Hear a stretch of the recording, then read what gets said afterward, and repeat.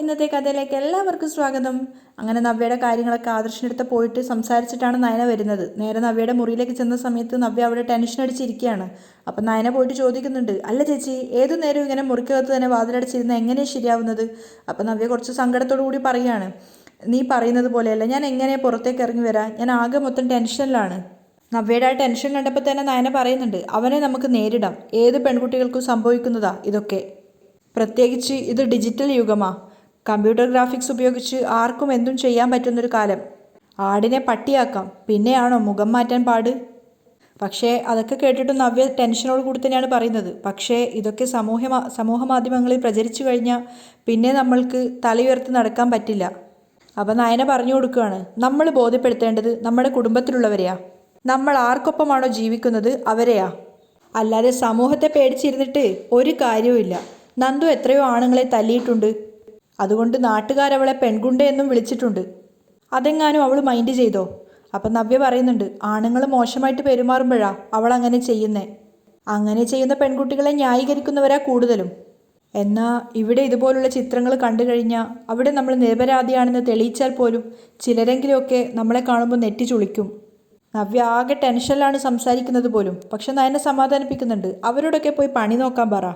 ഇവിടെ ചേച്ചി തൻ്റെ ഇടത്തോടു കൂടി മുന്നോട്ട് പോവുക വേണ്ടത്. ഈ നിർമ്മൽ എന്ന് പറയുന്നവൻ ഇനി ചേച്ചിയോടെന്നല്ല ആരോടും ഇങ്ങനെ ചെയ്യാൻ പാടില്ല. ആ രീതിയിലേ അവനെ നമ്മൾ തകർക്കണം. അപ്പം നവ്യ ചോദിക്കുന്നുണ്ട്, അതിന് പറ്റുമോ? അവൻ അത്യാവശ്യം സ്വാധീനമൊക്കെ ഉള്ള ആളാ. അപ്പം നയന പറയുന്നുണ്ട്, എത്ര സ്വാധീനം ഉണ്ടെന്ന് പറഞ്ഞാലും പെൺകുട്ടികളോട് അപമര്യാദയായി പെരുമാറിക്കഴിഞ്ഞാൽ അവനെ നമുക്ക് പൂട്ടാൻ പറ്റും. അവനും കാണില്ലേ കുടുംബമൊക്കെ. ഈ പറയുന്ന പെണ്ണിന് മാത്രമല്ല, ആണിനും ഉണ്ട് സമൂഹത്തിൽ കുടുംബവും മാന്യതയുമൊക്കെ. അത് ചേച്ചി മനസ്സിലാക്കണം. അപ്പം നവ്യ തലയാട്ടാണ്, പഴയ കാലമല്ല ഇതെന്നുള്ള കാര്യം ഇവനൊക്കെ ഓർമ്മ വേണം. അത് മറന്നു പോകുന്നത് കൊണ്ടാണ് ഇങ്ങനെയൊക്കെ ചെയ്യുന്നത്.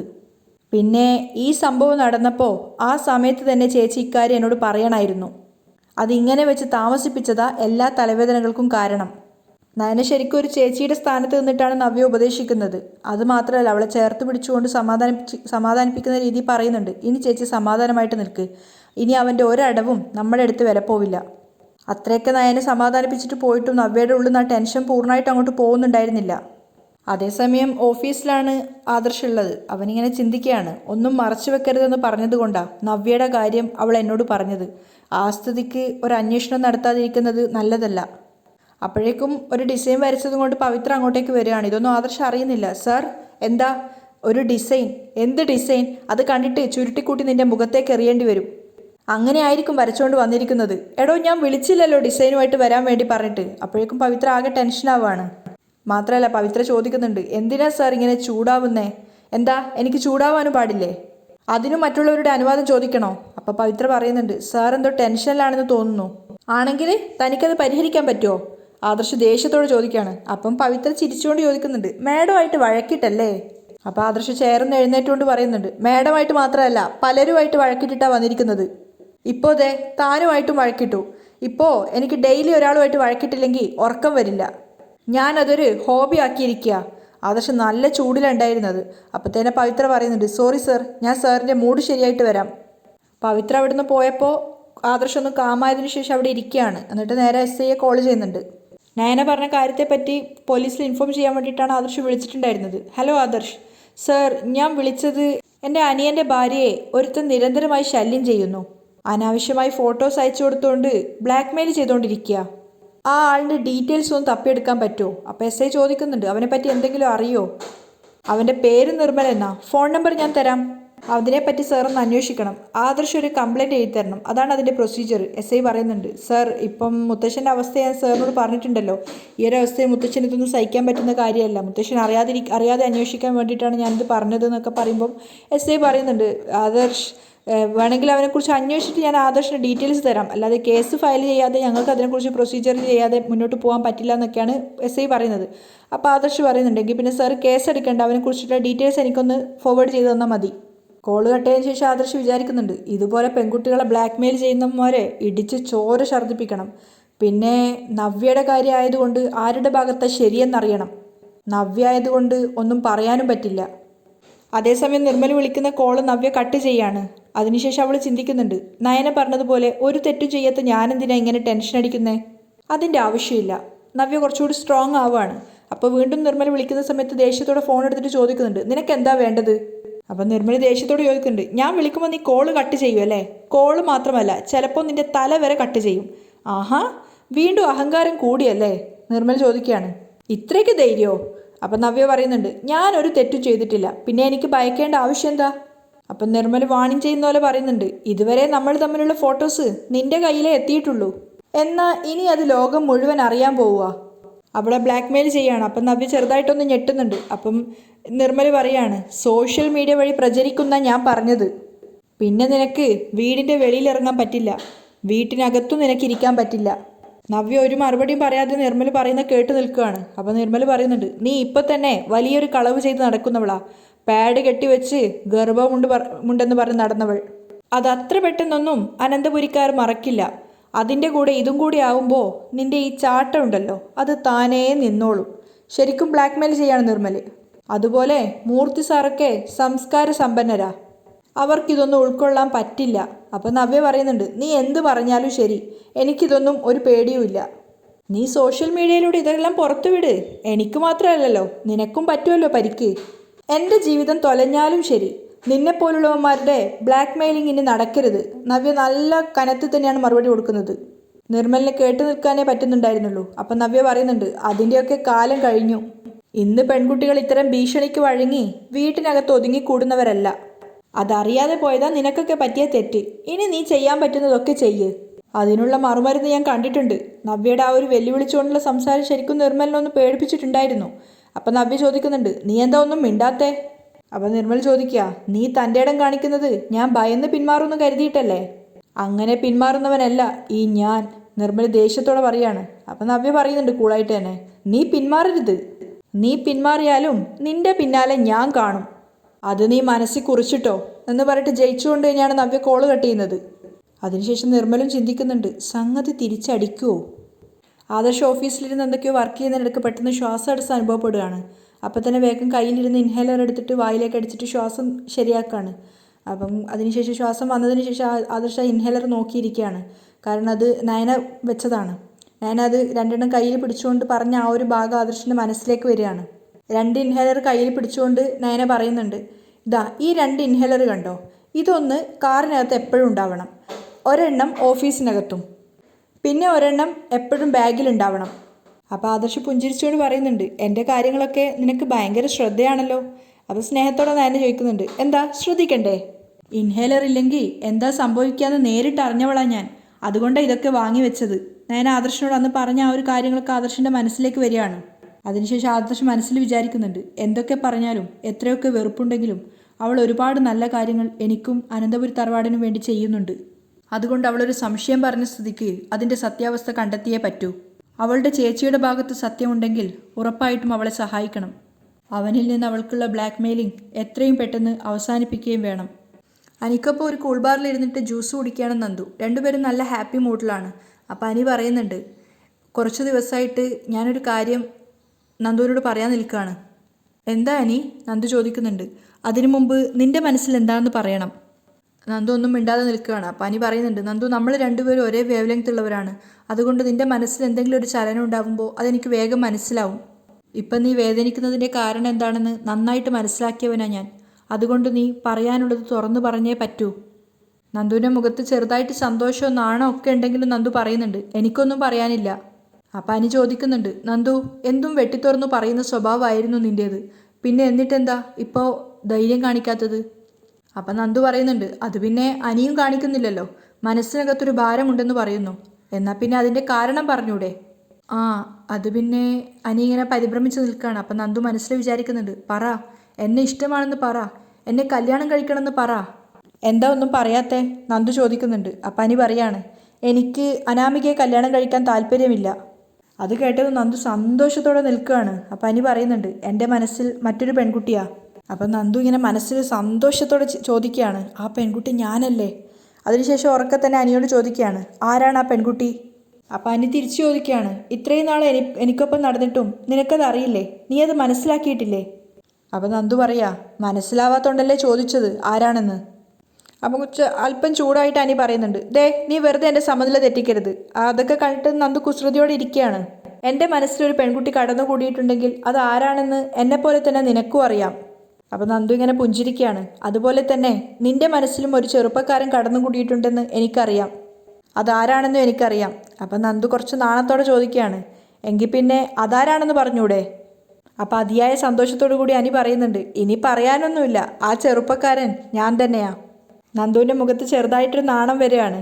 അപ്പം അനി ചിരിച്ചുകൊണ്ട് പറയുന്നുണ്ട്, അതുപോലെ തന്നെ എൻ്റെ ഉള്ളിൽ കടന്നുകൂടിയിട്ടുള്ള പെണ്ണ് ഏതു നേരവും ആൺവേഷത്തിൽ നടക്കുന്ന ഒരുത്തിയാ. നന്ദു അനിയെ തന്നെ നോക്കി നിൽക്കുകയാണ്. അപ്പം അനി പറയുന്നുണ്ട്, അവളുടെ പേര് നന്ദു എന്നാ. ശരിക്കും ആഗ്രഹിച്ചത് കേട്ട ആ ഒരു സന്തോഷത്തിലാണ് രണ്ടുപേരും പരസ്പരം ഉണ്ടായിരുന്നത്. നന്ദു ഒന്നും പറയാതെ നാണിച്ചിരിക്കുന്ന കണ്ടപ്പോൾ അനി ചിരിച്ചുകൊണ്ട് പറയുന്നുണ്ട്, അല്ല നിനക്ക് എന്ന് മുതലേ ഈ നാണമൊക്കെ ഉണ്ടായത്? പെട്ടെന്ന് നന്ദു പറയുന്നുണ്ട്, വേണ്ട അനി, അനന്തപുരിയിലെ 2 മരുമക്കൾ എൻ്റെ ചേച്ചിമാരാ. ഇനി മൂന്നാമത് ഞാനും കൂടി അങ്ങോട്ട് വരാൻ പാടില്ല. അപ്പം അനി പറയുന്നുണ്ട്, ഉടനെ വേണ്ട, അനാമികയുമായിട്ടുള്ള കല്യാണം മുടക്കാനുള്ള വഴി നീ പറഞ്ഞു തന്നാൽ മതി, അതുപോലെ ഞാൻ ചെയ്തോളാം. പിന്നെ ആ കല്യാണം മുടയും കഴിഞ്ഞാൽ സാവകാശം ഞാൻ നിൻ്റെ കാര്യം വീട്ടിൽ അവതരിപ്പിച്ചോളാം. പക്ഷേ നന്ദു കൺഫ്യൂഷനായിട്ട് പറയുന്നുണ്ട്, അനി അതാരും സമ്മതിക്കത്തില്ല, നയനേച്ചിയും എൻ്റെ അമ്മയൊന്നും അതിന് കൂട്ടു നിൽക്കത്തില്ല. കുറച്ചു നേരം ആലോചിച്ചതിന് ശേഷം അനി പറയുന്നുണ്ട്, കൂട്ടു നിന്നില്ലെങ്കിൽ നമ്മൾ രണ്ടുപേരും കല്യാണം കഴിക്കാതെ ഒരുപോലെ നിൽക്കും. നിനക്കെന്താ കാത്തിരിക്കാൻ പറ്റില്ലേ? നന്ദുവിനോട് അനി ചോദിക്കുകയാണ്. അപ്പം നന്ദു ഒന്നും മിണ്ടുന്നില്ലെങ്കിലും തലയനക്കുന്നുണ്ട്. അപ്പം അനി പറയാണ്, അല്ല ഞാൻ ഇത്രയും നേരം ഒരുപാട് സംസാരിച്ചു, നിനക്ക് എന്നെ ഇഷ്ടമാണെന്ന് പറഞ്ഞോ? അപ്പം നന്ദു പ്രണയത്തോടു കൂടി അനിയെ തന്നെ നോക്കി നിൽക്കുകയാണ്. അനിയും. അപ്പം നന്ദു ഒന്നും മിണ്ടാതെ അനിയുടെ കൈകൾക്കുള്ളിൽ കൈകൾ ചേർത്ത് പിടിച്ചുകൊണ്ട് അനിയുടെ മുഖത്ത് നോക്കി പറയുന്നുണ്ട്, ഇഷ്ടമാണ് എനിക്ക്, അനിയെ എനിക്ക് ഒത്തിരി ഇഷ്ടമാണ്. ആഗ്രഹിച്ച കേട്ട ആ ഒരു സന്തോഷം തന്നെയാണ് അനിയും ഉണ്ടായിരുന്നത്. രണ്ടുപേരും പരസ്പരം പ്രണയത്തോടു കൂടി അവിടെ ഇരിക്കുകയാണ്. ശേഷം നന്ദു പറയുന്നുണ്ട്, അനിയുടെ നാവിൽ നിന്നും ഇത്തരം വാക്കുകൾ കേൾക്കാൻ വേണ്ടി ഞാൻ ഒത്തിരി നാളായിട്ട് കാത്തിരിക്കുമായിരുന്നു. ആരാദ്യം പറയുമെന്ന് പ്രണയത്തിനൊരു പ്രശ്നമുണ്ടല്ലോ. അപ്പം അനി പുഞ്ചിരിച്ച് നിൽക്കുകയാണ്. അതാ എന്നെയും ബാധിച്ചത്. ആണ് മുൻകൈ എടുക്കണം, പിന്നെ പെണ്ണ് സാവകാശം അവളുടെ ഭാഗം അറിയിക്കണം, അതാ പതിവ്. എന്നാൽ ഇവിടെ ഞാനത് മാറ്റിവെക്കുന്നില്ല. എൻ്റെ മനസ്സിൽ കയറിക്കൂടിയ ആദ്യത്തെ ചെറുപ്പക്കാരനാണ് അനി. എങ്കിലും നമുക്കൊരിക്കലും ഒന്നിക്കാൻ കഴിയില്ല.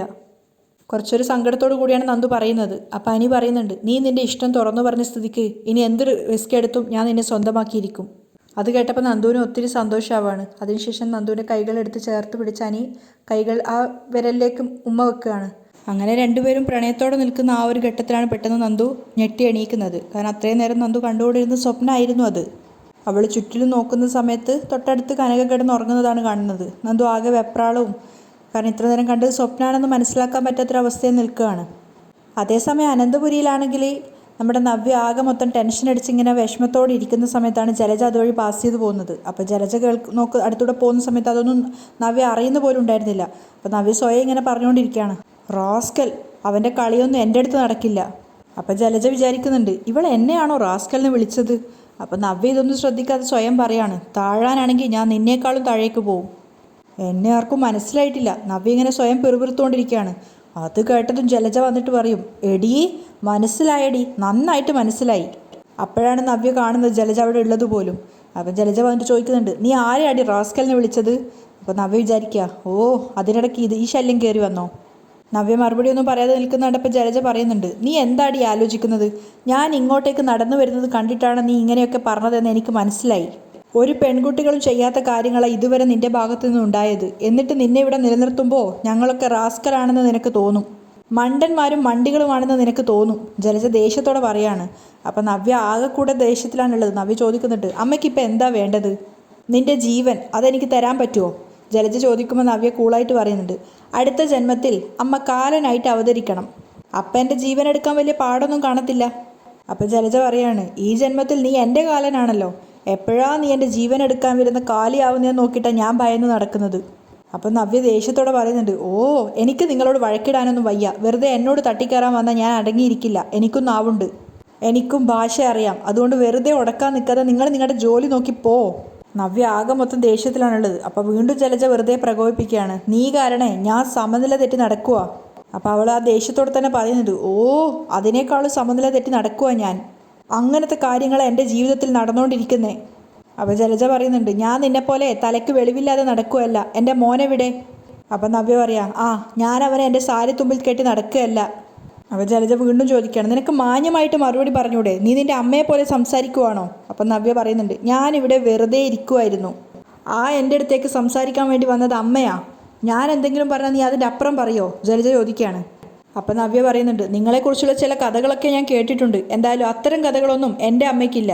അപ്പോൾ ജലജ ചോദിക്കുക, നീ എന്താടി കേട്ടത്? ചോദിച്ചത് കേട്ടില്ലേ? നീ എന്താ കേട്ടതെന്ന്? നിങ്ങൾക്ക് ഈ വീട്ടിലുള്ള സ്ഥാനവും നിങ്ങൾ ആരാന്നൊക്കെ എനിക്കറിയാം.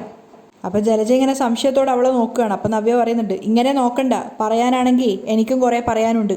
നീ എന്താടി പറയാൻ വേണ്ടി പോകുന്നത്? പറയടി. ജലജ വെല്ലുവിളിക്കുകയാണ്. അപ്പം നവ്യ പറയുന്നുണ്ട്, എനിക്ക് പറയാനാണെങ്കിൽ ഒരമ്മയെങ്കിലും ഉണ്ട്.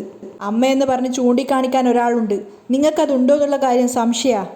എന്ത് പറഞ്ഞടി എന്ന് ചോദിച്ചിട്ട് നവ്യെ തല്ലാൻ വേണ്ടി കയ്യോങ്ങുമ്പോഴേക്കും അഭി വന്നിട്ട് ആ കൈ തടഞ്ഞു പിടിക്കുകയാണ്. അപ്പം ജലജ ചോദിക്കുന്നുണ്ട്, നീ എന്തിനാടാ എൻ്റെ കൈ കടന്നു പിടിച്ചത്? ഇവള് പറഞ്ഞത് നീ കേട്ടോ? അപ്പം അഭി ചോദിക്കുന്നുണ്ട്, അമ്മ എന്തിനാ ഏതു നേരം ഇങ്ങനെ വഴക്കുണ്ടാക്കുന്നത്, ഇവളെ തല്ലാൻ നോക്കുന്നത്? അതുപോലുള്ള കാര്യങ്ങളാണ് ഇവള് പറഞ്ഞത്. ഇവളെ കൊല്ലണം എനിക്ക് എന്നും പറഞ്ഞ് അഭിയുടെ കൈ തട്ടി മാറ്റിയിട്ട് നവ്യക്ക് നേരെ ചെല്ലുകയാണ്. അപ്പോൾ അവരുടെ രണ്ടുപേരുടെ ഇടയിൽ കയറിയിട്ട് ആ തല്ല് അഭി ഒഴിവാക്കുന്നുണ്ട്. എന്നിട്ട് അപ്പോൾ ജലജ പറയുന്നുണ്ട്, അമ്മയെ തല്ലുന്നവളെ നീ സപ്പോർട്ട് ചെയ്യുകയാണല്ലേ? അപ്പോൾ നവ്യ അതൊന്നും മൈൻഡാക്കാതെ പറയുന്നുണ്ട്, ദേ ആവശ്യമില്ലാതെ എന്നെ തല്ലിയാലുണ്ടല്ലോ നിങ്ങൾ വിവരം അറിയും. അപ്പോൾ ജലജ പറയുന്നുണ്ട്, ഇവിടെയുള്ള പലരും പലതും പറഞ്ഞു കാണും, നീ പല കഥകളും കേട്ട് കാണും, അത് വെച്ചിട്ട് നീ എന്നെ കൊച്ചാക്കുമല്ലേ? അപ്പം നവ്യ പറയുന്നുണ്ട്, ഞാൻ ഒന്നിനും വന്നിട്ടില്ല. എൻ്റെ അടുത്തേക്ക് വഴക്കിന് വന്നത് നിങ്ങളാ. എൻ്റെ മനസ്സ് മുറിയുന്ന രീതിയിൽ സംസാരിച്ചാൽ എൻ്റെ അമ്മയെ എന്തെങ്കിലും പറഞ്ഞാൽ ഞാൻ വായി മൂടി നിൽക്കില്ല. അപ്പോൾ ജലജ അഭിയോട് പറയാണ്, എടാ ഇവൾ എന്നെ പറഞ്ഞത് എന്താണെന്ന് നിനക്കറിയോ? അപ്പം നവ്യ പറയുന്നുണ്ട്, ഞാനൊന്നും പറഞ്ഞിട്ടില്ല. കേട്ടത് മുഴുവൻ പറയുകയാണെങ്കിൽ പിന്നെ അമ്മ തല പൊക്കില്ല. ജലജക്ക് ദേഷ്യം വന്നിട്ട് അഭിയോട് പറയാണ്, ഇവളെപ്പോലെ ഒരുത്തിയെ കഴുത്ത് ഞെരിച്ച് കൊല്ലാൻ നിനക്ക് കഴിവില്ലാതെ പോയി. നിന്റെ കൈക്ക് കരുത്തുണ്ടായിരുന്നെങ്കിലേ ഇവൾ എന്നോട് ഇങ്ങനെ സംസാരിക്കില്ലായിരുന്നു എന്ന് പറഞ്ഞ് വീണ്ടും നവ്യക്ക് നേരെ ദേഹോപദ്രവം ചെയ്യാണ്. എന്നിട്ട് അഭി അമ്മയും വലിച്ചുകൊണ്ട് പോവുകയാണ്. അപ്പോൾ നവ്യ അവിടെ തന്നെ നിൽക്കുമ്പോൾ അഭി മനസ്സിൽ വിചാരിക്കുന്നുണ്ട്, നിനക്കുള്ള ശിക്ഷ ഞാൻ കരുതി വെച്ചിട്ടുണ്ടടി, അതുകൊണ്ട് ഇപ്പം ഞാനൊന്നും കൂടുതൽ പറയുന്നില്ല. എന്നിട്ട് അഭി അമ്മയും വലിച്ചുകൊണ്ട് പോകുമ്പോൾ ഒക്കെ ജലജ ഇങ്ങനെ കൈ വിടിവിക്കാൻ ശ്രമിക്കുന്നുണ്ട്, വിടടാ എന്നൊക്കെ പറഞ്ഞിട്ട്. പക്ഷെ അതൊന്നും നവ്യയുടെ തലയിൽ കയറുന്നില്ല. നവ്യ വേറൊരു ടെൻഷനിലാണല്ലോ ഉള്ളത്. ആ ഒരു ഭാഗത്തായിട്ടാണ് ഇന്നത്തെ എപ്പിസോഡ് അവസാനിക്കുന്നത്.